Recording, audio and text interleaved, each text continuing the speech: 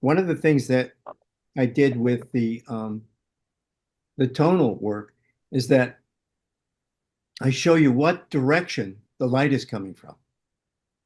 So there's like, and I think that really helps. And I don't know Definitely. whether people really pay attention to that very much, unless they understand how important it is. But once you do, at least I think this would draw attention in such a way that would make you more interested in putting tones down that describe form and tones down that are um, that create mood and design and drama or no drama, but to know which is which and how to use it. I don't think you can do that unless you have a certain basic understanding of simple directional light. That's primary light. And, whenever you're at a loss, you use the second concept of light, conceptual light. It will never fail you if you understand. It's very simple. You draw an object and you say, what is that object doing? And then make the light show what it's doing. That's conceptual light. You cannot use conceptual light if what you see on the page is flat to you. But the moment you can say, that's doing this, center of the form gets the light, you're the light source, at least in the beginning for understanding this, and it will not fail you. And once you understand the principles of a specific light source, primary light, which is like the sun, that won't fail you either. What will fail you is whenever you're looking at somebody in a room, in a classroom, or anything like that, it'll fail you because there are lights all over the place. And it it it dilutes the effect of the direct light. And the direct light can also have um, reflected light. If it's got reflected light, now you're dealing with bounced light and you're also dealing with two new things. You're dealing with core shadow and cast shadow. Core shadow is not there unless you have bounced light, reflected light. There is no core shadow. The moment there's reflected light, there's core shadow. Once you understand that, then you can create that. It's like like I was saying, if you draw a nose and you just draw dark under there, that's one thing. But if you draw a soft change between what's receiving light and where it goes under, and you just draw a ridge, but a soft one, and underneath it's dark, but not as dark as the cast shadow. You will have reflected light and it will turn form. Both of these are concepts which are so important. And you use it with the head, you can use it with the whole body, use it with anything. Right. And all that's light and tone that describes form. But then there's also, I just said it, there's another way of using tone, and that's to create mood, drama, and basically patterns of light and dark design. Look at Caravaggio for that. Look at a Caravaggio painting with several figures in it and squint at it. So all you can see are the patterns of light and dark. And then you'll know what I mean.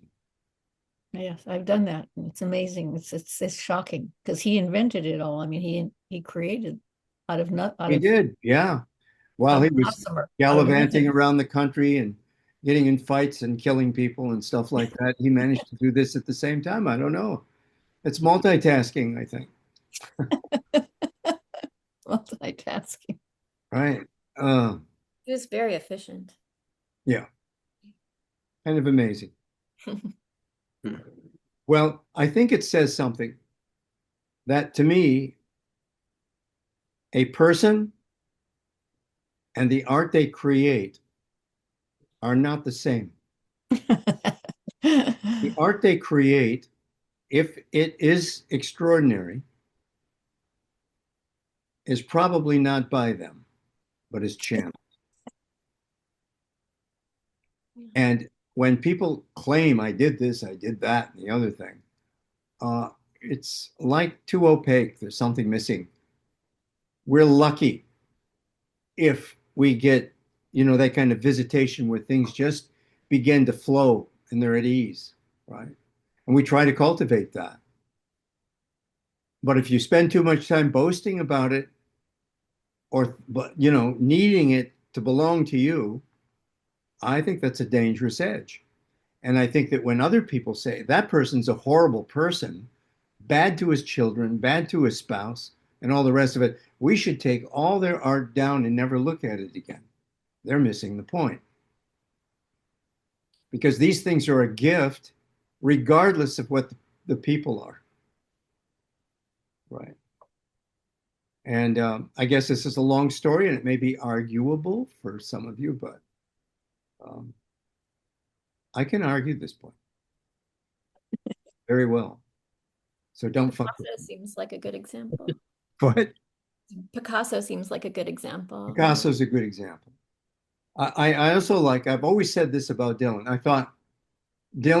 I thought oftentimes, and I've seen him since he was just, I've been watching him on stage since he was just a single folk singer all by himself. That long. And I've watched him grow through all these stages. And there were times that I said, I don't think he really understands his own work, what it means. Because oftentimes he gives pedestrian uh, views, and other people do too, of what his songs mean. But they're far more profound. And there came a time later and this exists somewhere, where he was asked by an interviewer, so what about these things? Uh, he says, oh, I can't write like that now. There's no way I could write like that now. I don't know how I wrote like that then. I mean, and then he started doing some of the lyrics to "It's All Right, Ma, I'm Only Bleeding," and he says, and they're amazing, maybe one of the most amazing songs of all of the songs. He says, who can write that? And I thought, oh, you get it. He totally gets it. Who can write that? I can't write that. I can do other things, but I can't write that. It's like a gift. And your pencils are all sharpened and your hair is neat and you're all set to go when you get picked, if you get picked. But you have to do something to attract that. Yeah. I don't think it just comes to you. And it doesn't come to people that we necessarily think deserve it or that are wonderful people.